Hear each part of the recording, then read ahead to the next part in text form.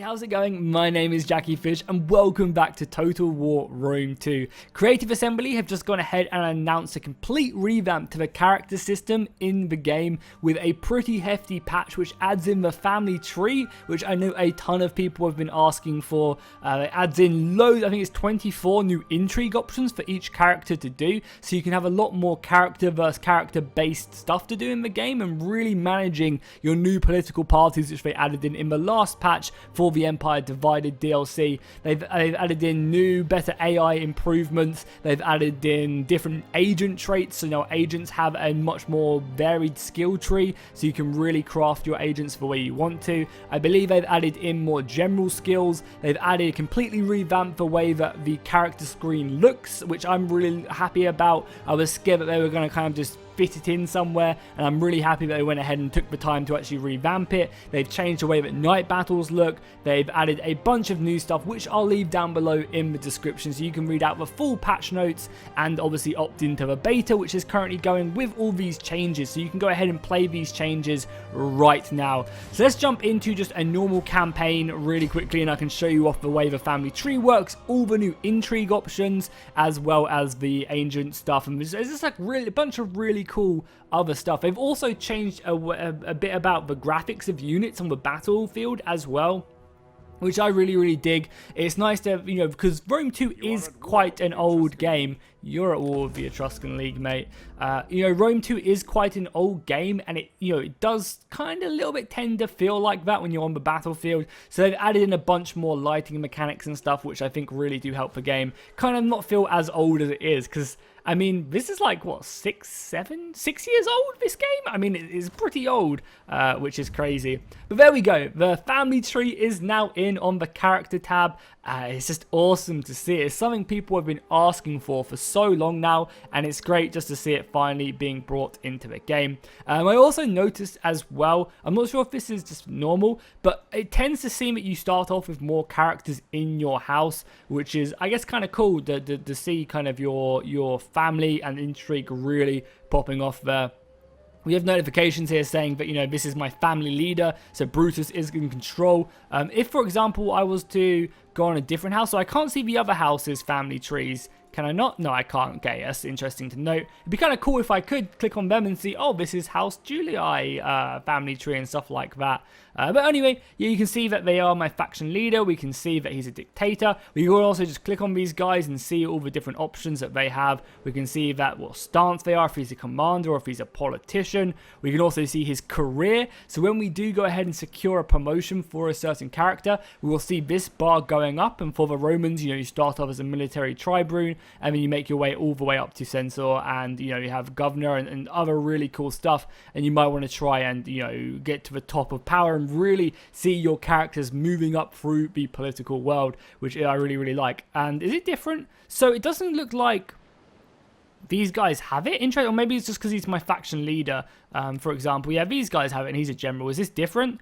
No, it does look like it's still, yeah, but still the same if they're a general or a politician. Obviously, this DLC is quite new, so I'm, you know, checking it out. Well, this isn't DLC, sorry, I should mention. This is going to be a free update coming along the new DLC they're working on. I imagine much like they did in the previous time when they added in the government overview and kind of the party system into the game alongside Empire Divided. I imagine this is going to kind of tie in quite nicely. But it's a great addition. Now we have the party system along with this new intrigue options, which allows you to do so much more stuff. So as you can see, there are now 26 new intrigue options right here. No, 24, sorry. Apparently I can't do maths. And these range from, you know, securing yourself a promotion to get yourself up this ladder. For example, if we do it right now, we can see that we've now gone ahead and obtained the right of military tribune. And obviously you need to be certain levels to actually obviously obtain this and secure these ranks. You need to have higher characters.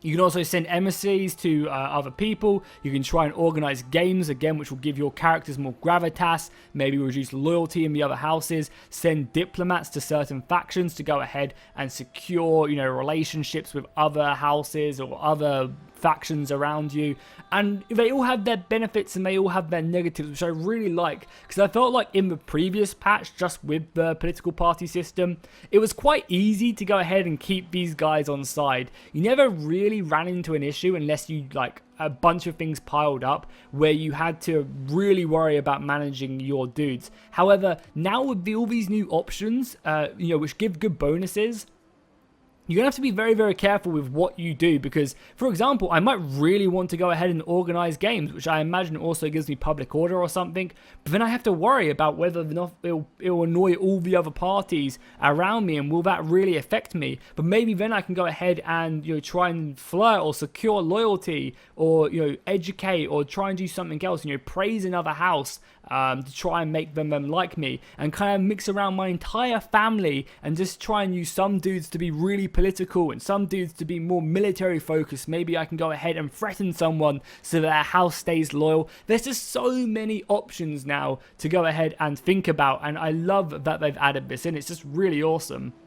So each of these options needs a certain thing to go ahead and do. Some can only be achieved if you have the right amount of authority, cunning, or zeal. For example, I can only embezzle funds if I have at least 6 cunning, and at the moment, obviously, I only have 3. And I can also only do some if, for example, I'm a general or if I'm a politician. So as you can see, this guy up here can do a lot more of these ones up here because he is a politician. So he can go ahead and send diplomat, organize a game, send emissary, whereas this general can do a lot more down here.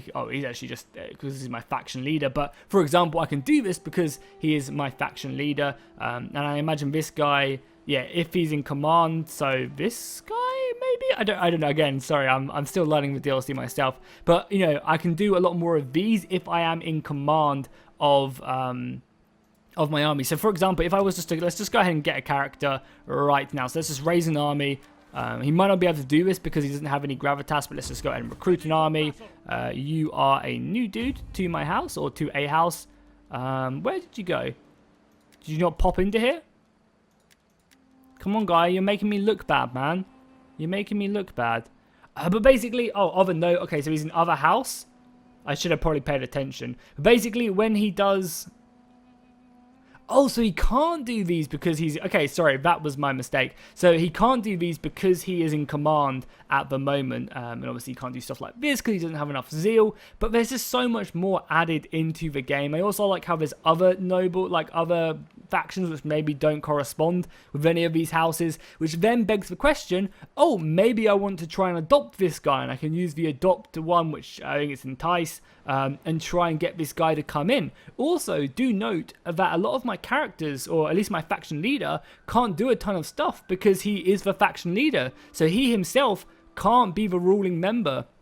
So I have to try and get other people in my house who can do these stuff, For example, like this guy, he'll be more of my politician. And if we were to, I don't know, organize a game in Italy, you will see that. Great success, and now the public order should be better in Italy. However, that just annoyed all the other houses now, and they're a little bit more angry than they were originally because of my political actions. So there's just going to be so much more of a trade-off, which I really, really dig, and I love this DLC edition. Especially, I'm looking forward to them adding it into DEI. As you guys know, I'm a huge advocate of the DEI mod. Just completely changes up adding into population and stuff. So actually having them mess around with this DLC is going to be really, really cool. So what we're going to do now is we're going to quickly jump out and jump into a night battle, because they have recently changed the way that night battles look, and I thought I'd just go and show you really quickly. To note as well, I think this edition makes a really good bonus to female characters as well, because female characters couldn't be recruited in a normal general or position like that. The fact that you can now have female characters really proving their worth in a political, place. You can have your wife actually doing some cool stuff and other situations where maybe she is the leader of your house, but she's doing it from the shadows. I really like that. So here we go, night battles should be a lot more visible. You can now see units. I don't have a before and after, or maybe I'll stick up their before and after, but night battles are just kind of a little bit more brighter now. You can see the units much more clearly, especially when you move them forward, and I think it just makes them a little bit more interesting to use. So the last thing I want to show you guys off before I end this video, which I should have shown you off before, but I'm an idiot, so I didn't, is I want to show you guys the agents really quickly. So what we'll do is we'll jump into another grand campaign. I mean, I should have done this when I was in the campaign, but I'm an idiot clearly, and I'll show you guys the quick new additions to agents. So they do have new stats, and hopefully we'll be able to see them much more effectively. And you can also, with the characters, I'm not sure if I mentioned it, but you can also add in more benefits to your characters. So if we look at her, we take a look at this, you can see that this is a lot more different. There's a lot more household slots, which is kind of cool. You can see that the skills themselves are a lot better, and you can also see this, which is kind of nice. So maybe let's just go ahead and try and level her up really quickly. We'll just send her up northwards.